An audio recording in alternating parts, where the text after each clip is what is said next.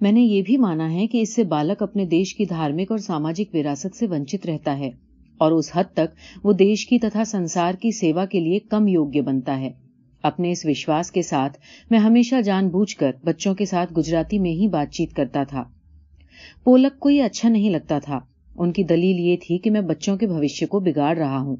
वे मुझे आग्रहपूर्वक और प्रेम पूर्वक समझाया करते थे कि यदि बालक अंग्रेजी के समान व्यापक भाषा को सीख लें तो संसार में चल रही जीवन की होड़ में वो एक मंजिल को सहज ही पार कर सकते हैं। उनकी ये दलील मेरे गले न उतरती थी। अब मुझे याद नहीं कि अंत में मेरे उत्तर से उन्हें संतोष हुआ था या मेरा हठ देखकर उन्होंने शांति धारण कर ली थी। इस संवाद को लगभग 20 वर्ष हो चुके हैं। फिर भी उस समय के मेरे ये विचार आज अनुभव से अधिक दृढ़ हुए हैं और यद्यपि मेरे पुत्र अक्षर ज्ञान में कच्चे रह गए हैं, फिर भी मातृभाषा का जो साधारण ज्ञान उन्हें आसानी से मिला है, उससे उन्हें और देश को लाभ ही हुआ है।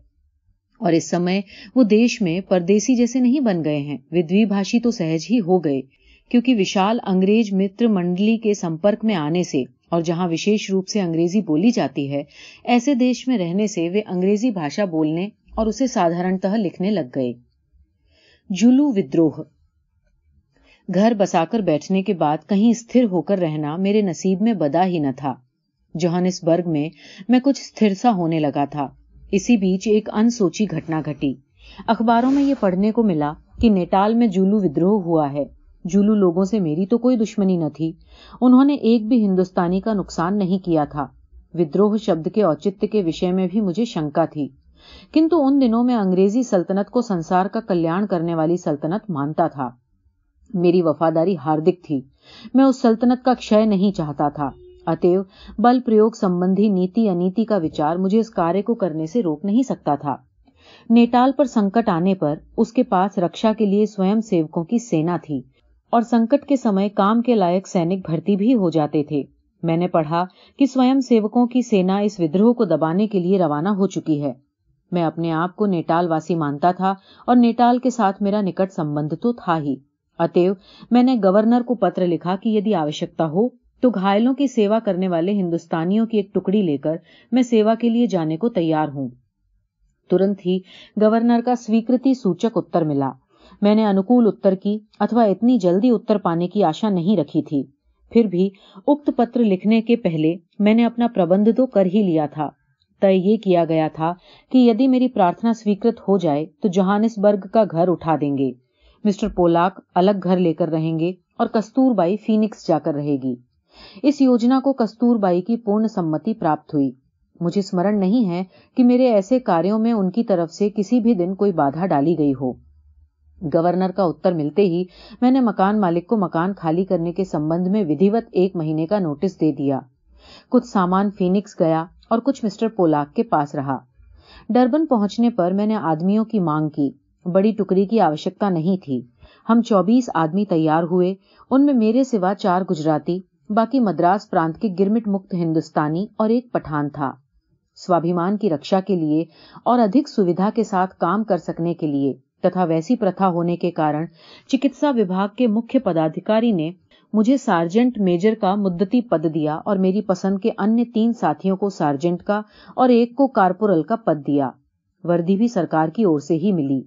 मैं ये कह सकता हूं कि इस टुकड़ी ने 6 सप्ताह तक सतत सेवा की। विद्रोह के स्थान पर पहुंचकर मैंने देखा कि वहां विद्रोह जैसी कोई चीज नहीं थी। कोई विद्रोह करता हुआ नजर भी नहीं आता था। विद्रोह मानने का कारण ये था कि एक जुलू सरदार ने जुलू लोगों पर लगाया गया नया कर न देने की उन्हें सलाह दी थी और कर की वसूली के लिए गए हुए एक सार्जेंट को उसने कत्ल कर डाला था। सो जो भी हो, मेरा हृदय तो जुलू लोगों की तरफ था और केंद्र पर पहुंचने के बाद जब हमारे हिस्से मुख्यतः जुलू घायलों की सेवा शुश्रूषा करने का काम आया तो मैं बहुत खुश हुआ। वहां के डॉक्टर अधिकारी ने हमारा स्वागत किया। उसने कहा, गोरों में से कोई इन घायलों की सेवा करने के लिए तैयार नहीं होता। मैं अकेला किस किस की सेवा करूं? इनके घाव सड़ रहे हैं। अब आप आए हैं, इसे मैं निर्दोष लोगों पर ईश्वर की कृपा समझता हूं। ये कहकर उन्होंने मुझे पट्टियां, जंतुनाशक पानी इत्यादि सामान दिया और उन बीमारों के पास ले गया। बीमार हमें देखकर खुश हो गए। गोरे सिपाही जालियों में से झांक झांक कर हमें घाव साफ करने से रोकने का प्रयत्न करते। हमारे न मानने पर खींचते और जुलुओं के बारे में जिन गंदे शब्दों का उपयोग करते, उनसे तो कान के कीड़े तक झड़ जाते थे। धीरे धीरे गोरे सिपाहियों के साथ भी मेरा परिचय हो गया और उन्होंने मुझे रोकना बंद कर दिया। इस सेना में सन 1896 में मेरा घोर विरोध करने वाले कर्नल स्पार्क्स और कर्नल वाइली थे। वे मेरे इस कार्य से आश्चर्यचकित हो गए। मुझे खास तौर से बुलाकर उन्होंने मेरा उपकार माना। वे मुझे जनरल मैकेंजी के पास भी ले गए और उनसे मेरा परिचय करवाया। पर लड़ाई में व्यस्त सेना किसी एक जगह पर तो बैठी रह नहीं सकती। जहां से संकट के समाचार आते वहीं दौड़ पड़ती। उनमें से बहुत से घुड़सवार थे। केंद्र स्थान से हमारी छावनी उठती कि हमें उनके पीछे पीछे अपनी डोलियां कंधे पर उठाकर चलना पड़ता। 2-3 मौकों पर तो एक ही दिन में 40 मील की मंजिल तय करनी पड़ी। यहां भी हमें तो केवल प्रभु का ही काम मिला। जो जुलू मित्र भूल से घायल हुए थे, उन्हें डोलियों में उठाकर छावनी तक पहुंचाना था और वहां उनकी सेवा करनी थी। हृदय मंथन। जुलू विद्रोह में मुझे बहुत से अनुभव हुए और बहुत कुछ सोचने को मिला। बोअर युद्ध में मुझे लड़ाई की भयंकरता उतनी प्रतीत नहीं हुई थी जितनी यहां हुई। यहां लड़ाई नहीं बल्कि मनुष्य का शिकार हो रहा था। ये केवल मेरा ही नहीं बल्कि उन कई अंग्रेजों का भी अनुभव था जिनके साथ मेरी चर्चा होती थी। सवेरे सवेरे सेना गांव में जाकर मानो पटाखे छोड़ती हो, इस प्रकार उसकी बंदूकों की आवाज दूर रहने वाले हम लोगों के कानों पर पड़ती थी। लेकिन मैं सब कुछ कड़वे घूंट की तरह पी गया और मेरे हिस्से जो काम आया सो तो केवल जुलू लोगों की सेवा का ही आया। यहाँ बस्ती बहुत कम थी। पहाड़ों और खाइयों में भले सादे और जंगली माने जाने वाले जुलू लोगों के घास फूस के झोंपड़ों को छोड़कर और कुछ भी नहीं था। इस कारण ये दृश्य भव्य मालूम होता था। जब इस निर्जन प्रदेश में हम किसी घायल को लेकर अथवा यूं ही मीलों पैदल जाते थे, तब मैं सोच में डूब जाता था। यहाँ ब्रह्मचर्य के बारे में मेरे विचार परिपक्व हुए। मैंने अपने साथियों से भी इसकी थोड़ी चर्चा की। मुझे अभी इस बात का साक्षात्कार तो नहीं हुआ था कि ईश्वर दर्शन के लिए ब्रह्मचर्य अनिवार्य वस्तु है, किंतु मैं ये स्पष्ट देख सकता था कि सेवा के लिए ब्रह्मचर्य आवश्यक है। मुझे लगा कि इस प्रकार की सेवा तो मेरे हिस्से अधिकाधिक आती ही रहेगी, और यदि मैं भोग विलास में, संतानोत्पत्ति में और संतति के पालन पोषण में लगा रहा तो मुझसे संपूर्ण सेवा नहीं हो सकेगी। मैं 2 घोड़ों पर सवारी नहीं कर सकता। यदि पत्नी सगर्भा हो तो मैं निश्चिंत भाव से इस सेवा में प्रवृत्त हो ही नहीं सकता। ब्रह्मचर्य का पालन किए बिना परिवार की वृद्धि करते रहना समाज के अभ्युदय के लिए किए जाने वाले मनुष्य के प्रयत्न का विरोध करने वाली वस्तु बन जाती है। विवाहित होते हुए भी ब्रह्मचर्य का पालन किया जाए तो परिवार की सेवा समाज सेवा की विरोधी न बने। मैं इस प्रकार के विचार चक्र में फंस गया और ब्रह्मचर्य का व्रत लेने के लिए थोड़ा अधीर हो उठा। इन विचारों से मुझे एक प्रकार का आनंद हुआ और मेरा उत्साह बढ़ा। कल्पना ने सेवा के क्षेत्र को बहुत विशाल बना दिया। जिस ब्रह्मचर्य के ऐसे परिणाम आ सकते हैं वो सरल नहीं हो सकता, और वो केवल शारीरिक भी नहीं हो सकता। शारीरिक अंकुश से ब्रह्मचर्य का आरंभ होता है, किंतु शुद्ध ब्रह्मचर्य में विचार की मलिनता भी नहीं होनी चाहिए। संपूर्ण ब्रह्मचर्य को तो स्वप्न में भी विकारी विचार नहीं आते, और जब तक विकार युक्त स्वप्न आते रहते हैं तब तक ये समझना चाहिए कि ब्रह्मचर्य बहुत अपूर्ण है। मुझे कायिक ब्रह्मचर्य के पालन में भी महान कष्ट उठाना पड़ा। आज ये कहा जा सकता है कि मैं इसके विषय में निर्भय बना हूं, लेकिन अपने विचारों पर मुझे जो जय प्राप्त करनी चाहिए वो प्राप्त नहीं हो सकी है। पर मेरे महान प्रयत्न और संघर्ष का थोड़ा बहुत इतिहास अगले प्रकरणों में आने ही वाला है। इस प्रकरण के अंत में तो मैं यही कह दूं कि अपने उत्साह के कारण या आरंभ में तो व्रत का पालन सरल प्रतीत हुआ। व्रत लेते ही मैंने एक परिवर्तन कर डाला कि पत्नी के साथ एक शैया का अथवा एकांत का मैंने त्याग किया। इस प्रकार जिस ब्रह्मचर्य का पालन में इच्छा या अनिच्छा से सन 1900 से करता आ रहा था, व्रत के रूप में उसका आरंभ सन 1906 के मध्य से प्रारंभ हुआ। कस्तूरबा का साहस। कस्तूरबाई पर रोग के 3 घातक हमले हुए और तीनों में वो केवल घरेलू उपचारों से बच गई। उनमें से पहली घटना उस समय घटी जब सत्याग्रह का युद्ध चल रहा था। उसे बार बार रक्त स्त्राव हुआ करता था। एक डॉक्टर मित्र ने थोड़ी शल्य क्रिया करवा लेने की सलाह दी। थोड़ी आनाकानी के बाद पत्नी ने शल्य क्रिया कराना स्वीकार किया। उसका शरीर बहुत क्षीण हो गया था। डॉक्टर ने बिना क्लोरोफॉर्म के शल्य क्रिया की। शल्य क्रिया के समय पीड़ा बहुत हो रही थी, पर जिस धीरज से कस्तूरबाई ने उसे सहन किया, मैं आश्चर्यचकित हो गया। शल्य क्रिया निर्विघ्न पूरी हुई। डॉक्टर ने और उनकी पत्नी ने कस्तूरबाई की अच्छी सार संभाल की। ये घटना डरबन में हुई थी। 2 या 3 दिन के बाद डॉक्टर ने मुझे निश्चिंत होकर जोहानिसबर्ग जाने की अनुमति दे दी और मैं चला गया। कुछ ही दिनों बाद ये खबर मिली कि कस्तूरबाई का शरीर बिल्कुल सुधर नहीं रहा और वो बिछौना छोड़कर उठ बैठ भी नहीं सकती। एक बार बेहोश हो चुकी थी। डॉक्टर जानते थे कि मुझसे पूछे बिना औषधि या अन्न के रूप में कस्तूरबाई को शराब या मांस नहीं दिया जा सकता। डॉक्टर ने मुझे जोहानिसबर्ग में टेलीफोन किया कि मैं आपकी पत्नी को मांस का शोरबा अथवा बीफ टी देने की जरूरत समझता हूं और मुझे इसकी इजाजत मिलनी चाहिए। मैंने उत्तर दिया कि मैं ये इजाजत नहीं दे सकता, किंतु कस्तूरबाई स्वतंत्र है। उससे पूछने जैसी स्थिति हो तो पूछिए और वो लेना चाहे तो जरूर दीजिए। ऐसे मामलों में मैं बीमार से कुछ पूछना पसंद नहीं करता। स्वयं आपका यहाँ आना जरूरी है। यदि आप मैं जो चाहूं सो खिलाने की छूट मुझे न दें तो मैं आपकी स्त्री के लिए जिम्मेदार नहीं। मैंने डॉक्टर की ये बात सुनकर उसी दिन डरबन की ट्रेन पकड़ी। डरबन पहुंचा तो डॉक्टर ने मुझसे कहा कि मैंने तो शोरबा पिलाने के बाद ही आपको टेलीफोन किया था। मैंने कहा, डॉक्टर, मैं इसे दगा समझता हूं। डॉक्टर ने दृढ़तापूर्वक उत्तर दिया, दवा करते समय दगा वगा नहीं समझता मैं। हम डॉक्टर लोग ऐसे समय रोगी को अथवा उसके संबंधियों को धोखा देने में पुण्य समझते हैं। हमारा धर्म तो किसी भी तरह रोगी को बचाना है। मुझे बहुत दुख हुआ पर मैं शांत रहा। डॉक्टर मेरे मित्र थे और सज्जन भी। उन्होंने और उनकी पत्नी ने मुझ पर उपकार किया था, पर मैं उक्त व्यवहार को सहने के लिए तैयार नहीं था। डॉक्टर साहब, अब स्थिति स्पष्ट कर लीजिए। कहिए आप क्या करना चाहते हैं। मैं पत्नी को उसकी इच्छा के बिना मांस नहीं खिलाने दूंगा। मांस न खिलाने से उसकी मृत्यु हो जाए, उसे सहने को मैं तैयार हूं। डॉक्टर बोले, आपकी फिलॉसफी मेरे घर में तो हरगिज नहीं चलेगी। मैं आपसे कहता हूं कि जब तक अपनी पत्नी को आप मेरे घर में रहने देंगे तब तक अवश्य ही उसे मैं मांस अथवा जो कुछ भी देना उचित हो दूंगा। यदि ये स्वीकार न हो तो आप अपनी पत्नी को ले जाइए। मैं अपने ही घर में जानबूझकर उसकी मृत्यु नहीं होने दूंगा। तो क्या आप ये कहते हैं कि मैं अपनी पत्नी को इसी समय ले जाऊं? डॉक्टर बोला, मैं कब कहता हूं कि ले जाइए। मैं तो ये कहता हूं कि मुझ पर किसी प्रकार का अंकुश न रखिए। उस दशा में हम दोनों उसकी जितनी हो सकेगी सार संभाल कर लेंगे और आप निश्चिंत होकर जा सकेंगे। यदि ये सीधी सी बात आप न समझ सकें तो मुझे विवश होकर कहना होगा कि आप अपनी पत्नी को मेरे घर से ले जाइए। मेरा ख्याल है कि उस समय मेरा एक लड़का मेरे साथ था।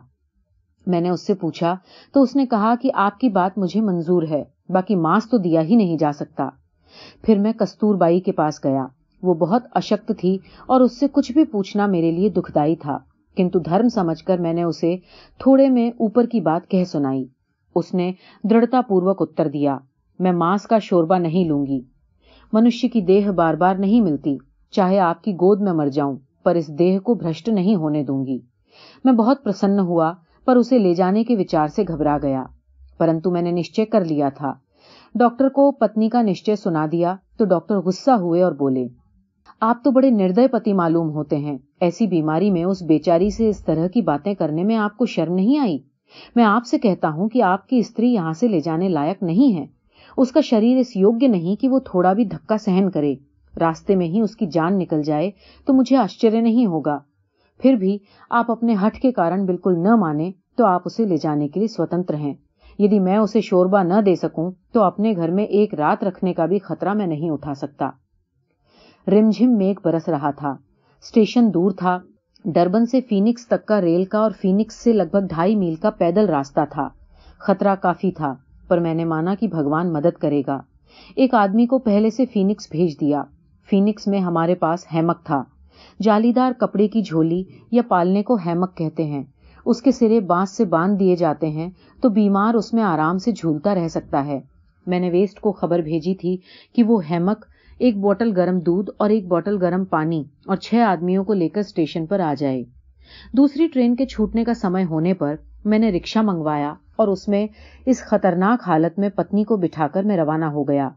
मुझे पत्नी को हिम्मत नहीं बंधानी पड़ी, उल्टे उसी ने मुझे हिम्मत बंधाते हुए कहा, मुझे कुछ नहीं होगा, आप चिंता मत कीजिए। हड्डियों के इस ढांचे में वजन तो कुछ नहीं रह गया था। उससे खाया बिल्कुल नहीं जाता था।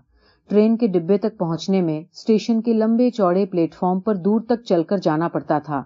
वहां तक रिक्शा नहीं जा सकता था। मैं उसे उठाकर डिब्बे तक ले गया।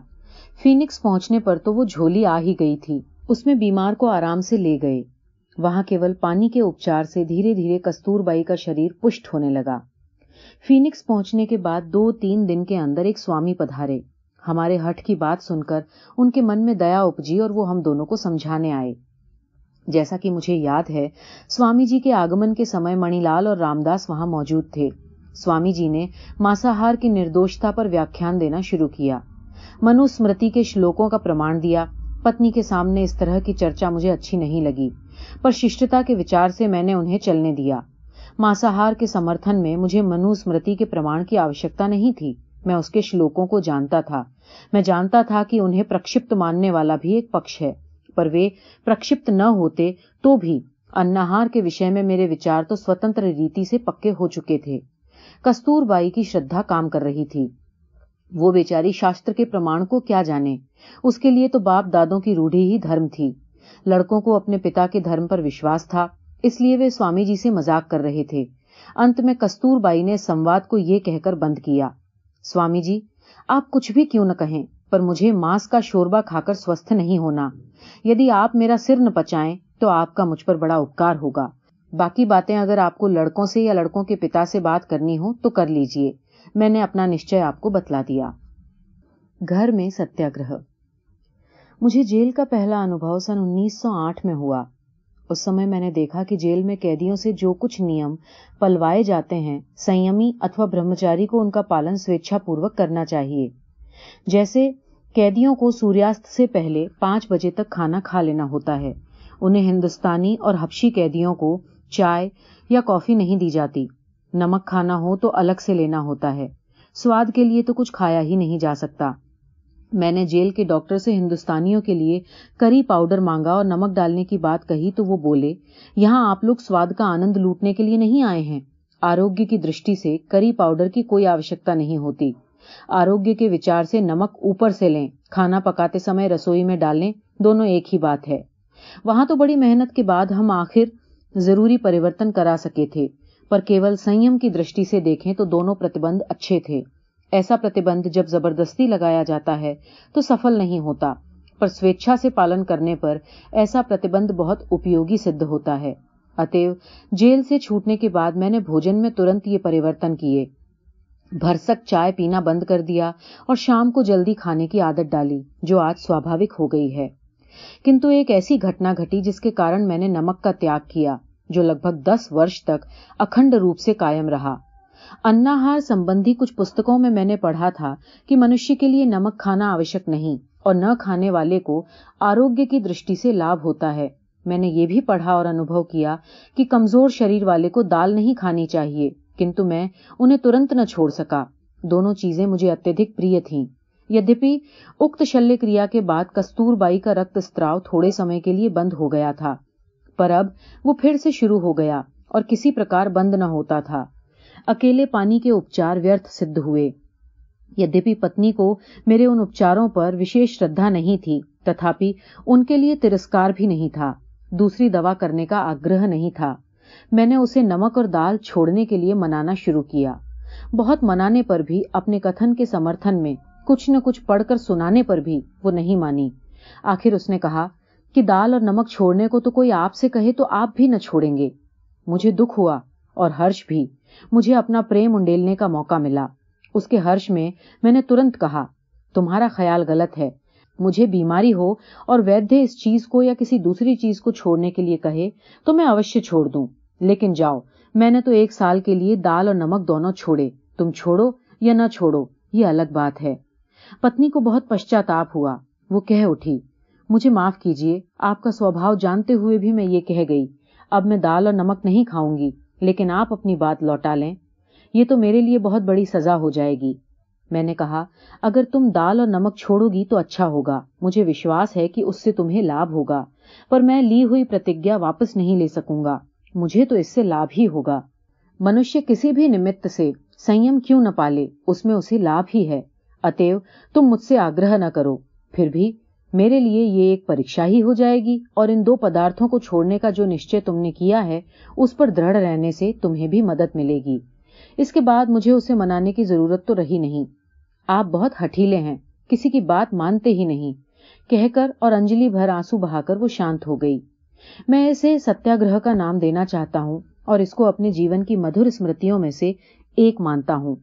इसके बाद कस्तूरबाई की तबीयत खूब संभली।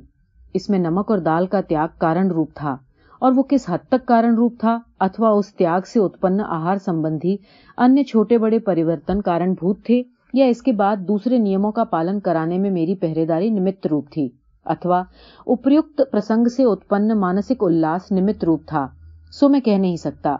पर कस्तूरबाई का क्षीण शरीर फिर पनपने लगा, रक्तस्राव बंद हुआ और वैधराज के रूप में मेरी साख कुछ बढ़ी।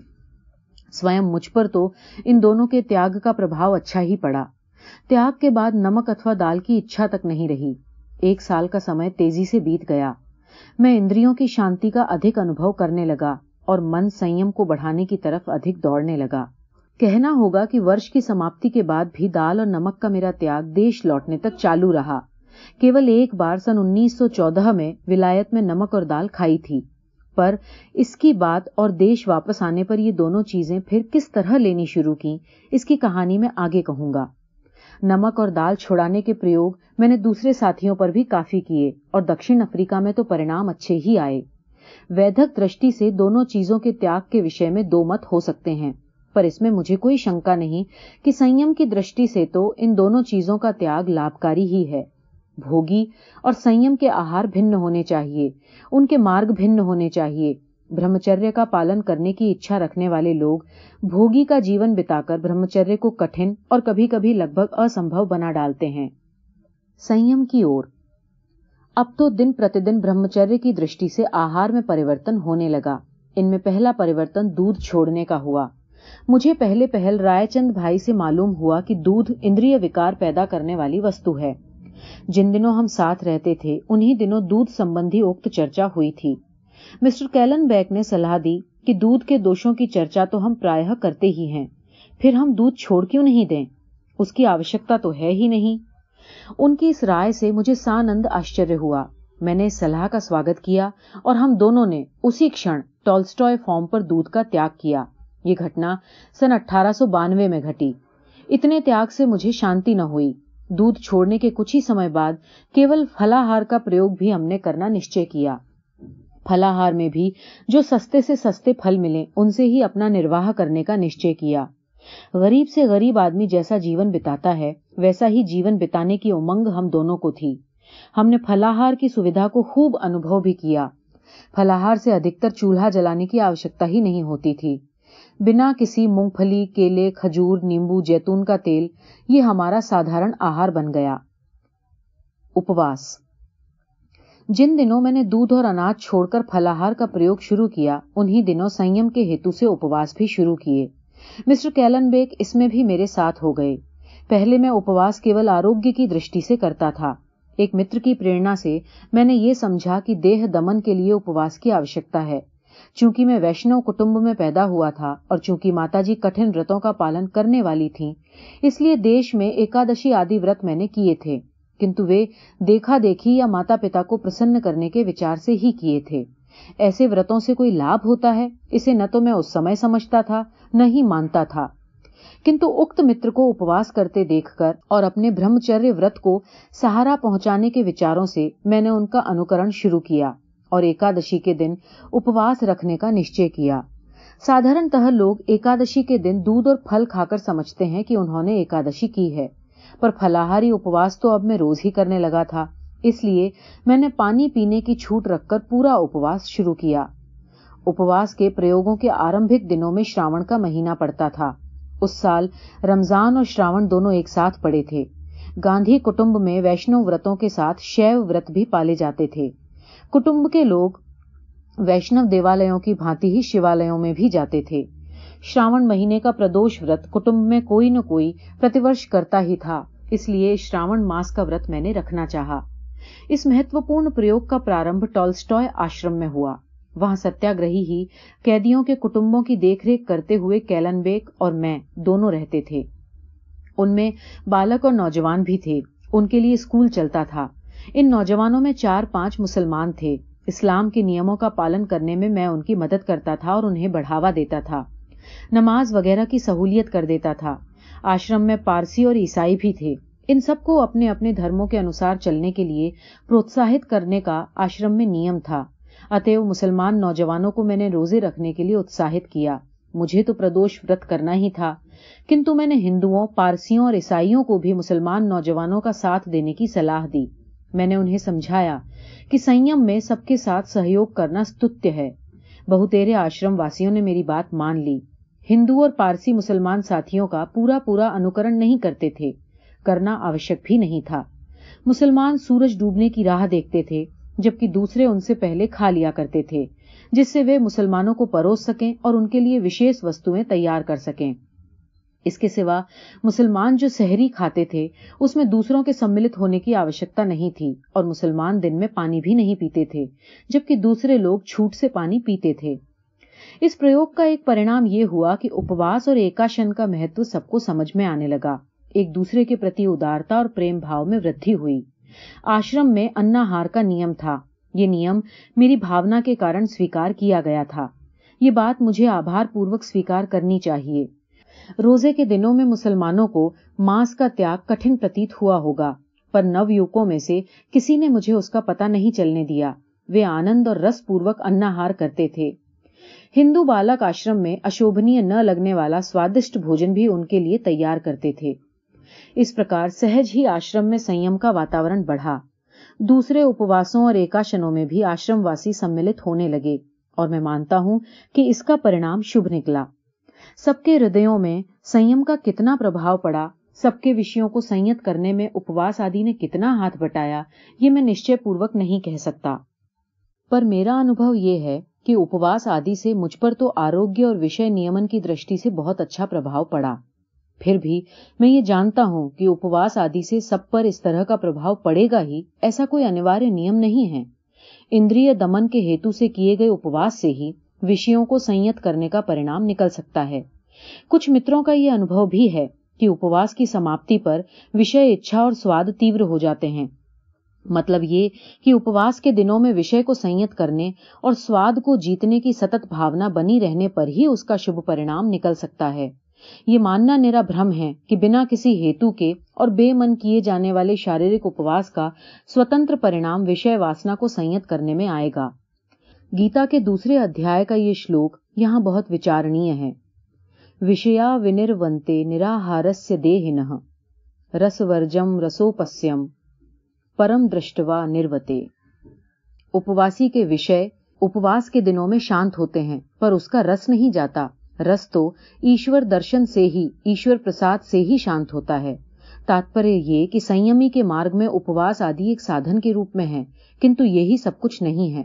और यदि शरीर के उपवास के साथ मन का उपवास न हो तो उसकी परिणति दंभ में होती है और वो हानिकारक सिद्ध होता है। शिक्षक के रूप में टॉल्स्टॉय आश्रम में बालकों और बालिकाओं के लिए कुछ न कुछ शिक्षा का प्रबंध करना आवश्यक था। मेरे साथ हिंदू, मुसलमान, पारसी और ईसाई नवयुवक थे और कुछ बालिकाएं भी थीं। खास इस काम के लिए शिक्षक रखना असंभव था और मुझे अनावश्यक भी प्रतीत हुआ।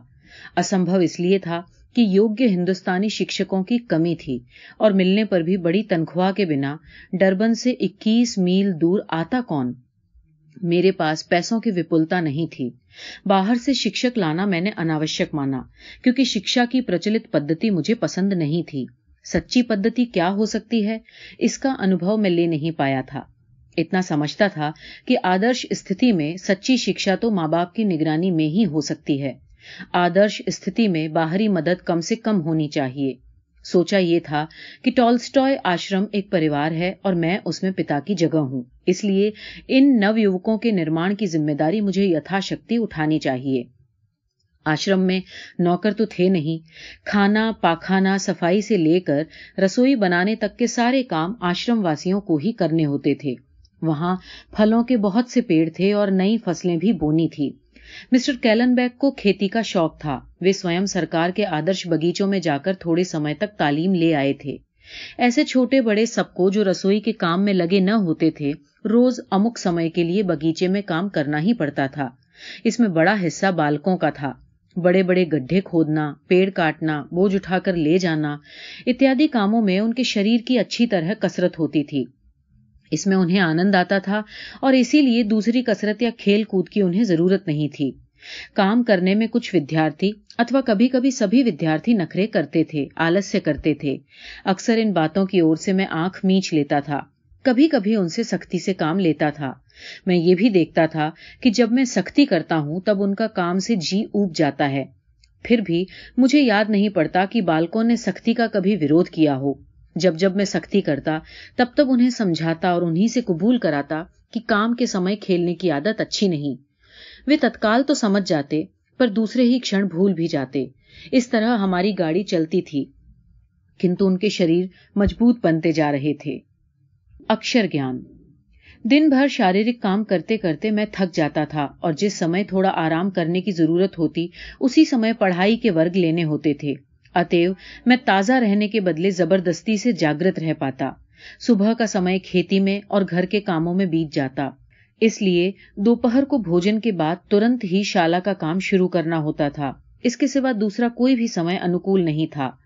अक्षर ज्ञान के लिए अधिक से अधिक 3 घंटे रखे गए थे। कक्षा में हिंदी, तमिल, गुजराती और उर्दू भाषाएं सिखाई जाती थीं।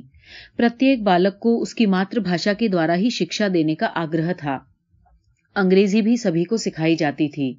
इसके अतिरिक्त गुजरात के हिंदू बालकों को थोड़ा संस्कृत का और सभी बालकों को थोड़ा हिंदी का परिचय भी करवाया जाता था। इतिहास, भूगोल और अंक गणित सभी को सीखना था। यही पाठ्यक्रम था। तमिल और उर्दू सिखाने का काम मेरे जिम्मे था।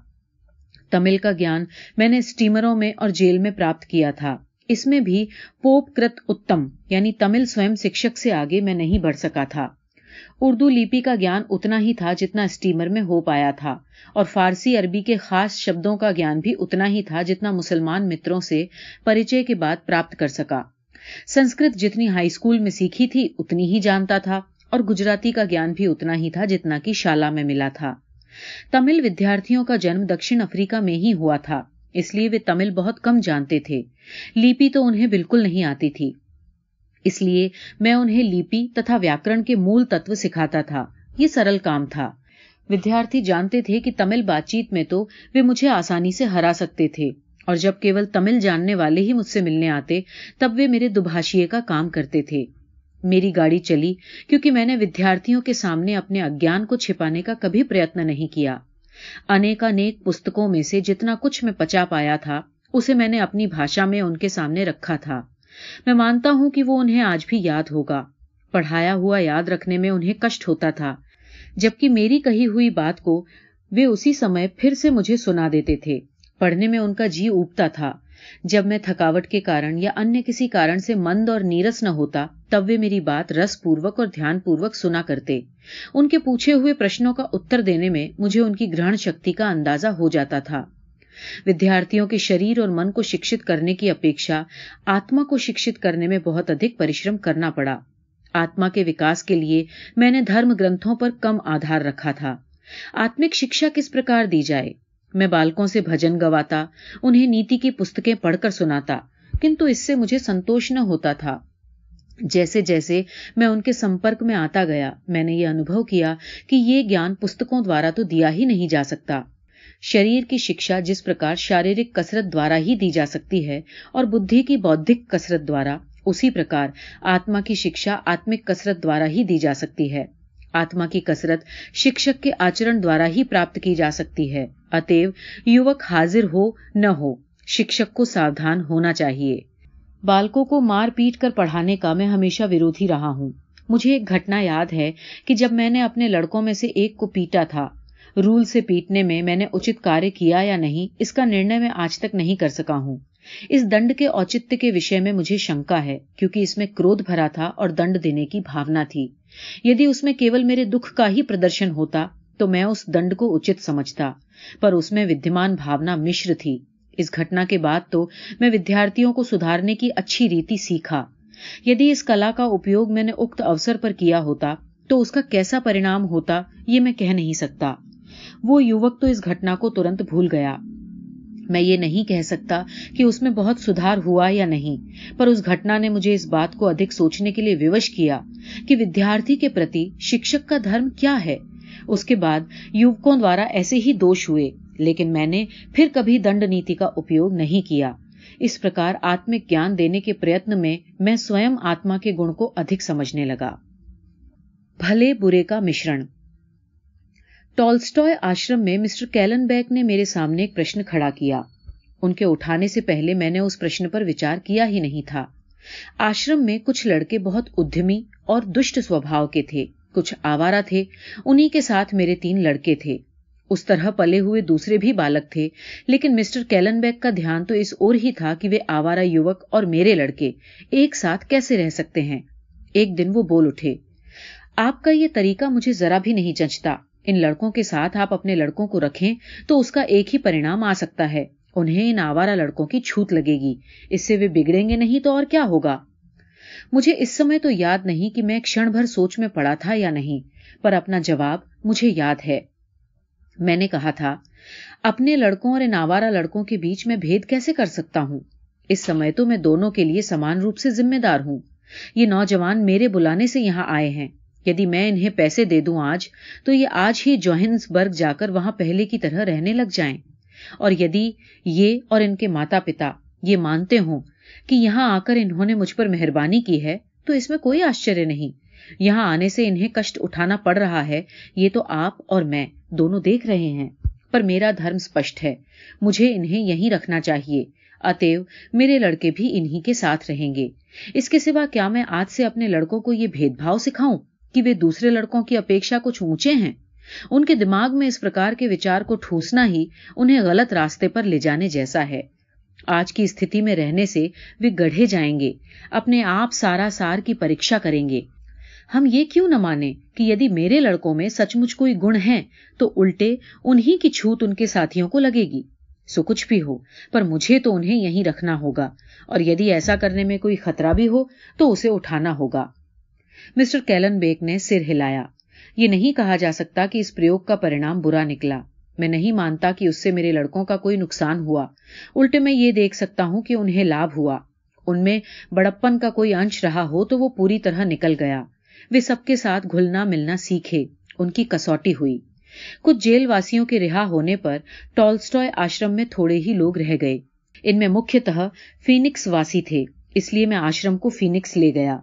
फीनिक्स में मेरी कड़ी परीक्षा हुई। टॉल्स्टॉय आश्रम में बचे हुए आश्रम वासियों को फीनिक्स छोड़कर मैं जोहानिसबर्ग गया।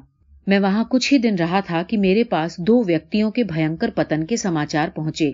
सत्याग्रह की महान लड़ाई में कहीं भी निष्फलता जैसी दिखाई पड़ती तो उससे मुझे कोई आघात न पहुंचता, पर इस घटना ने मुझ पर वज्र सा प्रहार किया। मैं तिलमिला उठा। मैंने उसी दिन फीनिक्स की गाड़ी पकड़ी। मिस्टर कैलनबैक ने मेरे साथ चलने का आग्रह किया। वे मेरी दयाजनक स्थिति को समझ चुके थे। मुझे अकेले जाने देने में उन्होंने साफ मनाही कर दी। पतन के समाचार मुझे उन्हीं के द्वारा मिले थे। यूं ट्रेन में ही मन को हल्का करके मैं फीनिक्स पहुंचा। पूछताछ करके जो जानकारी लेनी थी सो ली। यद्यपि मेरे उपवास से सबको कष्ट तो हुआ, लेकिन उसके कारण वातावरण शुद्ध बना। सबको पाप करने की भयंकरता का बोध हुआ और विद्यार्थियों तथा विद्यार्थिनियों के और मेरे बीच का संबंध अधिक दृढ़ और सरल बन गया। इस घटना के फलस्वरूप ही कुछ समय बाद मुझे 14 उपवास करने का अवसर मिला था। मेरा ये विश्वास है कि उसका परिणाम अपेक्षा से अधिक अच्छा निकला था। गोखले से मिलने। दक्षिण अफ्रीका के बहुत से स्मरण अब मुझे छोड़ने पड़ रहे हैं। सन 1914 में सत्याग्रह की लड़ाई समाप्त हुई तो गोखले की इच्छानुसार मुझे इंग्लैंड होते हुए हिंदुस्तान पहुंचना था। इसलिए जुलाई महीने में कस्तूरबाई, कैलनबैक और मैं 3 व्यक्ति विलायत के लिए रवाना हुए। सत्याग्रह की लड़ाई के दिनों में मैंने तीसरे दर्जे में सफर करना शुरू कर दिया था। अतएव समुद्री यात्रा के लिए भी तीसरे दर्जे का ही टिकट कटवाया। पर इस तीसरे दर्जे में और हमारे यहाँ के तीसरे दर्जे में बहुत अंतर है। हमारे यहाँ सोने बैठने की जगह भी मुश्किल से ही मिल पाती है। स्वच्छता तो रह ही कैसे सकती है, जबकि वहां तीसरे दर्जे में भी काफी स्थान था। स्वच्छता की भी अच्छी चिंता रखी जाती थी। कंपनी ने हमारे लिए अधिक सुविधा भी कर दी थी कि कोई हमें परेशान न करे। इस हेतु से एक पाखाने में एक खास ताला डालकर उसकी कुंजी हमें सौंप दी गई थी। चूंकि हम तीनों फलाहारी थे, इसलिए स्टीमर के खजांची को यह आज्ञा दी गई थी कि वे हमारे लिए सूखे और ताजे फलों का प्रबंध करे। साधारणतः तीसरे दर्जे के यात्रियों को फल कम ही दिए जाते थे और सूखा मेवा तो बिल्कुल नहीं दिया जाता था। इन सुविधाओं के कारण समुद्री यात्रा के हमारे 18 दिन बड़ी शांति से बीते। इस यात्रा के कई संस्मरण काफी जानने योग्य हैं। मिस्टर केलनबेक को दूरबीनों का अच्छा शौक था। 2-1 कीमती दूरबीनें उन्होंने अपने साथ रखी थीं। इस संबंध में हमारे बीच रोजाना चर्चा होती थी। मैं उन्हें ये समझाने का प्रयत्न करता था कि ये हमारे आदर्श के और जिस सादगी तक हम पहुंचना चाहते हैं उसके अनुकूल नहीं है। एक दिन इसको लेकर हमारे बीच तीखी कहासुनी हो गई। हम दोनों अपने केबिन की खिड़की के पास खड़े थे। मैंने कहा, हमारे बीच इस प्रकार के झगड़े हों, इससे अच्छा क्या ये न होगा कि हम इस दूरबीन को ही समुद्र में फेंक दें और फिर इसकी कोई चर्चा ही न करें। मिस्टर केलनबेक ने तुरंत ही जवाब दिया, हाँ, इस मनहूस चीज को जरूर फेंक दो। मैंने कहा, ठीक है, तो मैं फेंकता हूं। उन्होंने उतनी ही तत्परता से उत्तर दिया, मैं सचमुच ही कहता हूं, जरूर फेंक दो। मैंने दूरबीन फेंक दी। वो कोई 7 पौंड की थी, लेकिन उसकी कीमत जितने दामों में थी उससे अधिक उसके प्रति रहे मिस्टर केलनबेक के मोह में थी। फिर उन्होंने इस संबंध में कभी दुख का कोई अनुभव नहीं किया। उनके और मेरे बीच ऐसे कई अनुभव होते रहते थे। उनमें से एक ये मैंने बानगी के रूप में यहां दिया है। हम दोनों के आपसी संबंध से हमें प्रतिदिन नया सीखने को मिलता था, क्योंकि दोनों सत्य का ही अनुसरण करके चलने का प्रयत्न करते थे। सत्य का अनुसरण करने से क्रोध, स्वार्थ, द्वेष इत्यादि सहज ही शांत हो जाते थे। शांत न होते तो सत्य न मिलता था। राग द्वेष आदि से भरा मनुष्य सरल चाहे हो ले, वाचिक सत्य का पालन वो चाहे कर ले, किंतु शुद्ध सत्य तो उसे मिल ही नहीं सकता। शुद्ध सत्य की शोध करने का अर्थ है राग, द्वेष, द्वंद्व से सर्वथा मुक्ति प्राप्त करना। मदिरा में हमें ये समाचार मिले कि महायुद्ध के छिड़ने से कुछ घड़ियों की ही देर है। इंग्लैंड की खाड़ी में पहुंचते ही हमें लड़ाई छिड़ जाने के समाचार मिले और हमें रोक दिया गया। समुद्र में जगह जगह सुरंगें बिछा दी गई थीं। उनसे बचाकर हमें साउथैम्प्टन पहुंचने में 1-2 दिन की देर हो गई। 4 अगस्त को युद्ध घोषित किया गया और 6 अगस्त को हम विलायत पहुंचे।